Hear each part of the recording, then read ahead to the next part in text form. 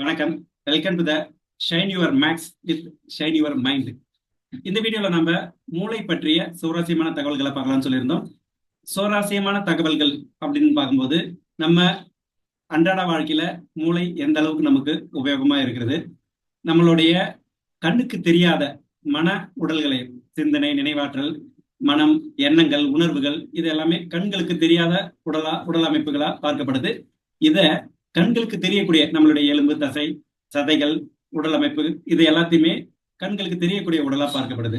இவ்விரண்டையும், கண்களுக்கு தெரிந்த கண்களுக்கு தெரியாத இவ்விரண்டு உடல்களையும் ஒருங்கிணைந்து செயல்பட வைக்கிற ஒரு பொறுப்பை மூளை செய்யுது.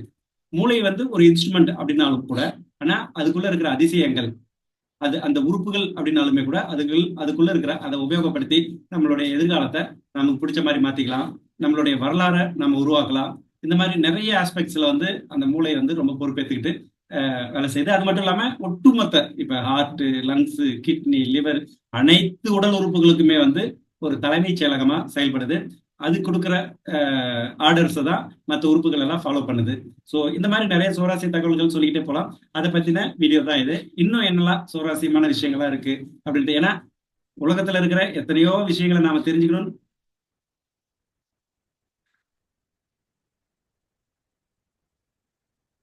ஆசைப்படுறோம்.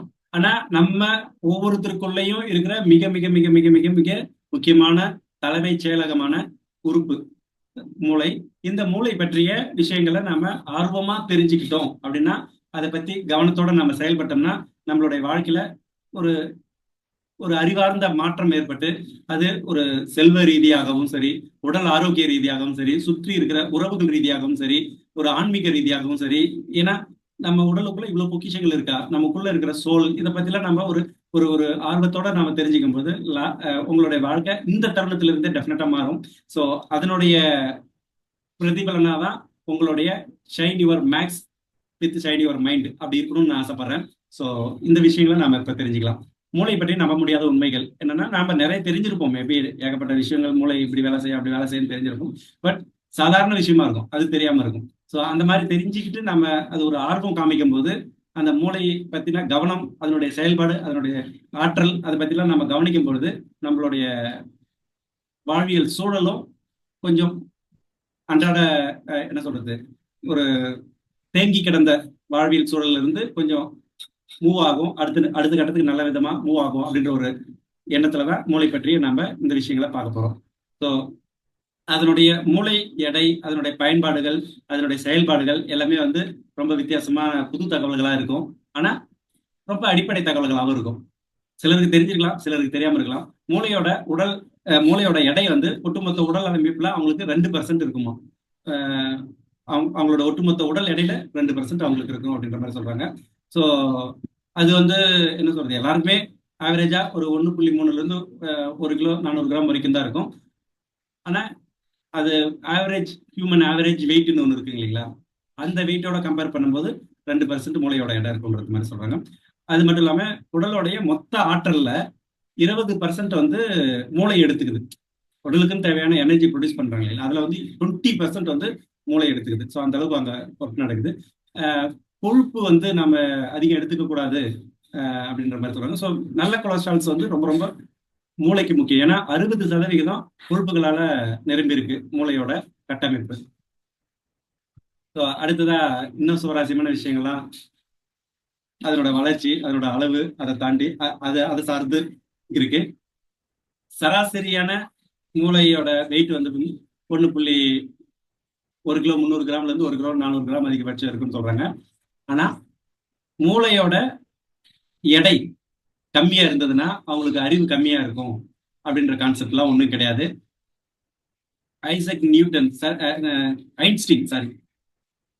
விஞ்ஞானி ஐன்ஸ்டீன் அவரோட மூளை 1.2 கிலோ தான். மற்றவங்களை காட்டிலும் 10% எடை கம்மியா இருந்திருக்கு. இருந்தாலும் அவர் மிகப்பெரிய விஞ்ஞானியா இருந்திருக்காங்க.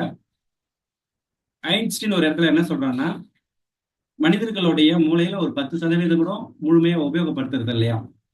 ஸோ அவரே ரொம்ப கம்மியா தான் உபயோகப்படுத்திருக்கிறதா ஸ்டேட்மெண்ட் கொடுத்துருக்காங்க.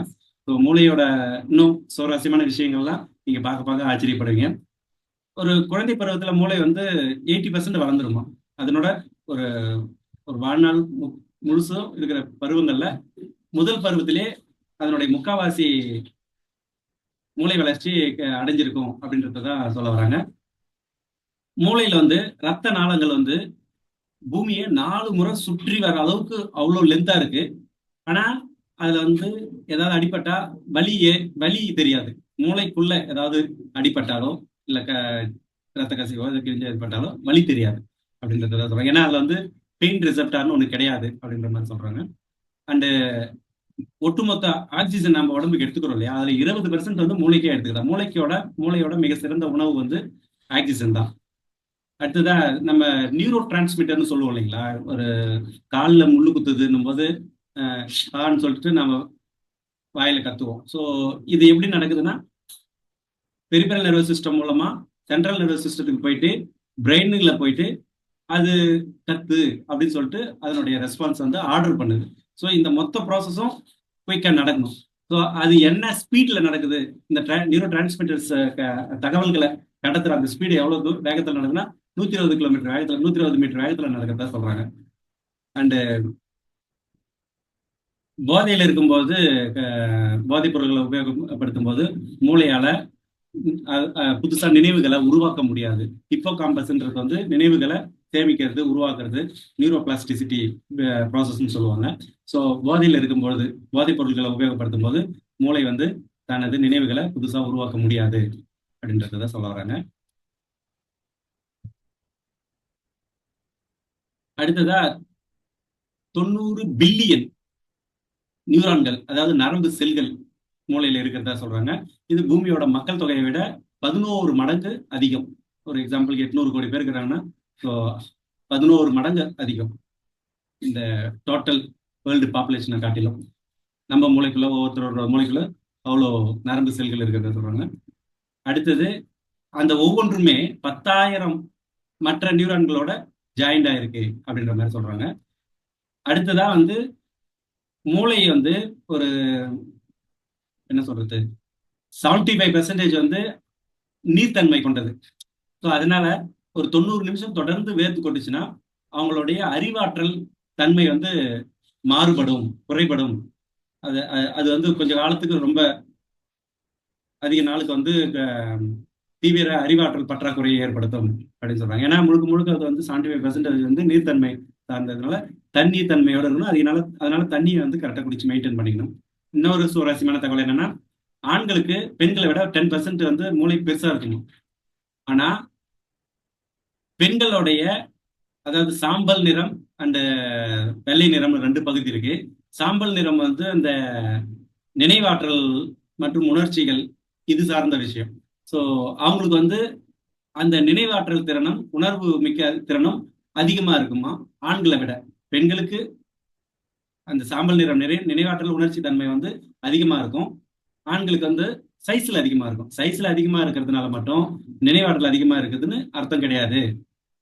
சைஸ்ல சின்னதா இருந்தாலும் பெண்களுக்கு தான் அதிக நினைவாற்றலும் உணர்ச்சி வெளிப்படுத்துற உணர்ச்சி என்ன சொல்றது எம்பத்தி, அந்த எமோஷன்ஸ் இது வந்து ஜாஸ்தி இருக்கும் அப்படின்ற மாதிரி சொல்றாங்க. ஸோ அதனாலதான் ஹஸ்பண்ட் ஒய்ஃபுக்குள்ள வந்து ஜென்ஸ் வந்து பல விஷயங்களை வந்து மறந்துட்டு போனாலுமே லேடிஸ் வந்து எத்தனை வருஷம் ஆனாலும் அந்த அப்படியே விஷுவல் பண்ணி அது வந்து வாக்குவாதமா பண்ணுவாங்கன்னு சொல்லிட்டு ஒரு எக்ஸாம்பிளுக்காக சொல்றாங்க.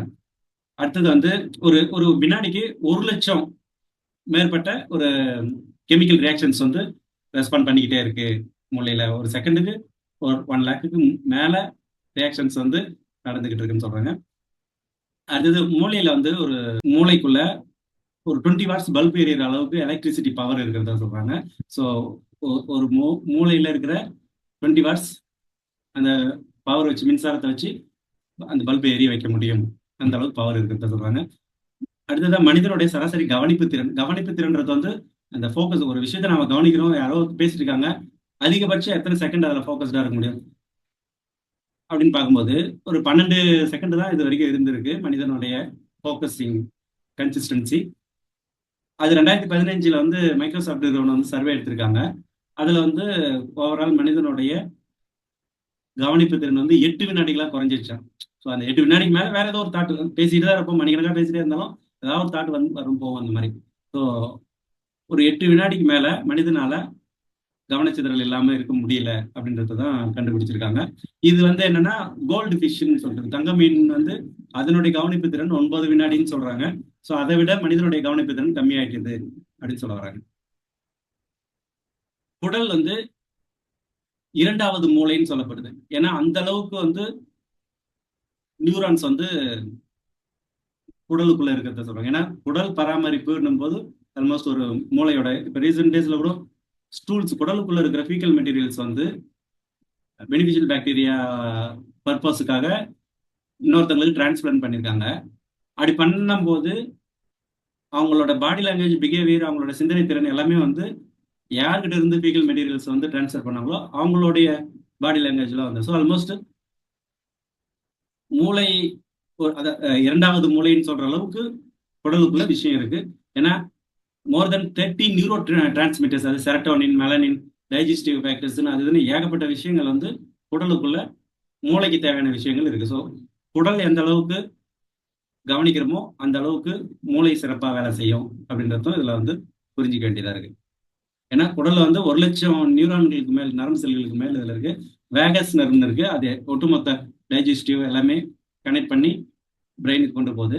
ஸோ அதனால நம்ம மூளைய ஃபங்க்ஷன்ஸ் வந்து நல்லா பிரைட்டா வச்சுக்கணும்னா குடலுக்குள்ள நம்ம என்ன வைக்கிறோம், என்ன உணவு உண்கிறோம் அப்படின்றதுல கவனம் செலுத்துறோம். மூளையோட செயல்பாடு காலையில 6 to 7:30 அந்த பீரியட்ல வந்து ஒரு 100% வந்து எஃபெக்டிவா ஒர்க் பண்ணுது அப்படின்னு சொல்றாங்க. ஸோ அதனால ஏர்லி மார்னிங்ஸ்ல வந்து நிறைய மெடிடேஷன் பண்றது, தியானம் பண்றது, ஒரு நைட்டு ஃபுல்லா வந்து ஒரு ரெஸ்ட் எடுத்துட்டு மார்னிங் வந்து எந்திரிக்கும் போது ஒரு ஃப்ரெஷ்ஷா ஒரு ஆக்டிவான பிரெயின் வந்து ஃபங்க்ஷன் செய்யுது அப்படின்னு சொல்றாங்க. மூளை வந்து ஜென்ரலா ஏதாவது கெமிக்கல் பிஹேவியர்ஸ், ரசாயன எதிர்வினைகளுக்கு வந்து தலைவலிக்கும். உள்ளுக்குள்ள நடந்தாலும் சரி, இல்லை வெளியில நடந்தாலும் சரி தலைவலி உருவாகும் அப்படின்றது தான் சொல்ல வராங்க. ஒரு 20 செகண்ட்ல வந்து அதிகபட்சம் 7 விஷயங்களை வந்து முழுமையா நினைவுபடுத்திக்க முடியுமா? அதுக்கு மேல நினைவுபடுத்திக்கிறது வந்து சாத்தியம் இல்லை. மேக்சிமம் அவ்வளவு பண்ணலாம் அப்படின்ற மாதிரி சொல்றாங்க. ஒரு மூளைன்றது வந்து ஒரு கம்ப்யூட்டரா கன்சிடர் பண்ணணும் அப்படின்னா 2 மில்லியன் ஜிபி அளவுக்கு ஸ்பேஸ் இருக்கான். அதாவது தொடர்ந்து 300 வருட டிவி ப்ரோக்ராம் வந்து சேமிச்சு வைக்கிற அளவுக்கு அதுக்குள்ள வந்து சேமிப்பகம் இருக்கான். அவ்வளவு நினைவுகளை சேமிச்சு வைக்க முடியுமா? ஸோ அந்த அளவுக்கு ஒரு கம்ப்யூட்டர் மாதிரி மினி கம்ப்யூட்டர்ல கம்ப்யூட்டரை விட பெரிய லெவல்ல இது வந்து ஸ்பேஸ் வச்சிருக்கு நம்ம ஒவ்வொருத்தவங்களோட மூளையும். அண்டு இன்னும் இருக்கு மூளை பற்றின சுவாரஸ்யமான விஷயங்கள்லாம். ஸோ அதுக்கு இதெல்லாம் வந்து ஜென்ரலா 20 வாட்ஸ் பல்பு எரிய வைக்கலாம், கோல்டு விஷயோட வந்து கவனிப்பு திறன் வந்து கம்மியாயிட்டுது. ஸோ இந்த மாதிரியான விஷயங்களை ஜென்ரலா ஒரு சுவாரஸ்யமான விஷயங்களா இது பண்ணுது. அடுத்தடுத்த வீடியோக்களை வந்து மூளைக்குள்ள இருக்கிற உலகங்கள் என்னென்ன, அதுக்குள்ள சயின்டிபிக்கா வந்து எப்படிலாம் ரியாக்ட் பண்ணுது, அப்படி இதை பத்தி தெரிஞ்சுக்கிறதுனால என்ன ஆகுதுன்னா நம்ம மூலம் நாம தெரிஞ்சுக்கிட்டோம்னா அதுவும் வாழ்க்கையை எதிர்காலத்தை கிரியேட் பண்ணி கொடுக்கறதுக்கான ஒரு மிகப்பெரிய உறுப்பு. ஸோ அந்த விஷயங்களை ஏதாவது நீங்க வந்து தெரிஞ்சுக்கணும் அப்படின்னு நமக்குள்ள இவ்வளவு அதிசயங்களா இருக்கா, அந்த அதிசயங்கள்லாம் இருக்கா அப்படின்ற ஒரு உணரத்தையே அதுதான் நம்மளுடைய கான்செப்டாவே இருக்கு. அதன் மூலமா உங்களுடைய மைண்டை ஷைன் பண்ணி அதன் மூலயமா உங்களுடைய மேக்சிமம் உங்க லைஃப்ல ஷைன் பண்ணணும் அப்படின்றது தான் ஆசை. ஸோ தொடர்ந்து வீடியோ பாருங்க. அடுத்த வீடியோவில் மூளை பற்றி இன்னும் சுவாரஸ்யமான சயின்டிபிக்கான பார்ட்ஸ், அதுக்குள்ள என்ன ஒரு விசித்திரமான விஷயங்களா இருக்குன்றதை பத்தி பார்ப்போம். ஸோ தொடர்ந்து சப்போர்ட் பண்ணுங்க, சப்ஸ்கிரைப் பண்ணுங்க, ஷேர் பண்ணுங்க. நன்றி.